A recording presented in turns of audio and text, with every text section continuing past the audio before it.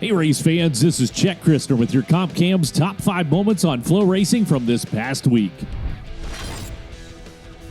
Coming off two, there's a lap car down low, has to keep an eye. Here comes Austin Williams, big slider! You have to love that one! We'll start off our number 5 out west with the USAC CRA Sprint Cars at Paris Auto Speedway. The big game hunter, Austin Williams, is leading until lap 20 when the demon Damian Gardner swoops to the inside and onto the point entering turn number 3. 7 laps later, and lap traffic is now a factor when Williams cranks up the wick and hucks a honker right over the infield berm and all the way to the wall. Gardner attempts to parry, but Williams slaps him aside and charges on to his first USAC CRA win of the season.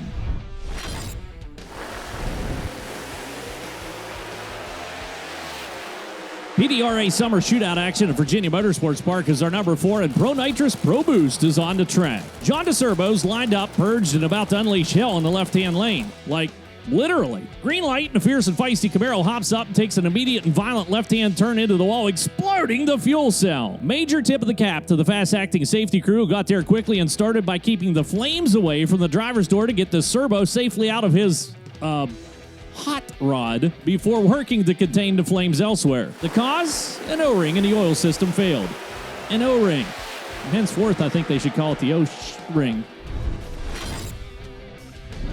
We kicked off the Schaefer's Oil Southern Nationals at Beckley Motorsports Park, and our number 3 is a feature that quite simply had too much action to mention in a top 5 clip. So okay, long story short, Hawkins was leading when Ross Bales gave it the application of persuasion to take the lead with 46 to go. Hawkins hangs tough, but eventually Devin Moran gets around him for second. Josh Rice then comes to call and clips the whiskers on Hawkins for third, all while Devin Moran has the spurs in the flanks racing around Ross Bales and on to the point. Couple cautions, couple high excitement restarts, and now race leader Devin Moran is pulling to the infield with a flat tire, and that hands off the lead to a slinging and singing Josh Rice, who would go on to rail the rim right into victory lane. Honestly, folks, you need to bounce onto the Flow Sports app, go to racing, and click on highlights and witness the awesomeness of the Schaefer's Oil Southern Nationals right there on your screen. Or better yet, go to replays and watch the whole night, and then make plans to join us live at the track or on FloRacing for the remainder of this 12-race series. Trust me, you don't want to miss it.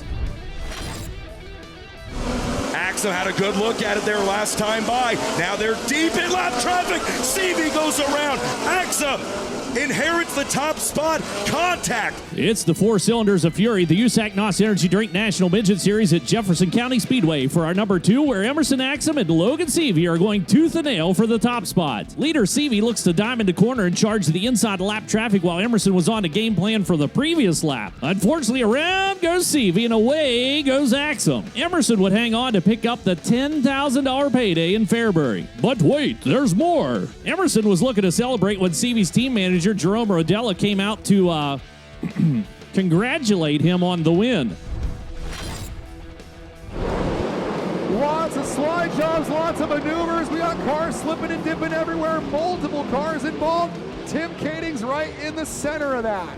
And it's back out west Ocean Speedway for our number 1, where outside starter Shane Golobic loses a right rear from the get-go, which eventually creates a cascade of catastrophe into turn 2, entangling 8 cars with 2 ending up under lid. That led to a whole lot of finger-pointing and displeasure amongst the driving personnel. Can't imagine why. A few laps later, and the field again goes bonzo gonzo into turn 1. JJ Ringo was the only capsized unit in this particular fiasco, and honestly, that almost looked like a flop. Must be a former soccer player. Anyway, at the end of it all, Sean the Shark Becker would survive to pick up his 12th career King of the West win and a $6,900 payday at the Howard Kading Classic. I'll be honest, it's the fence climb. The fence climb is the number 1. I love fence climbs.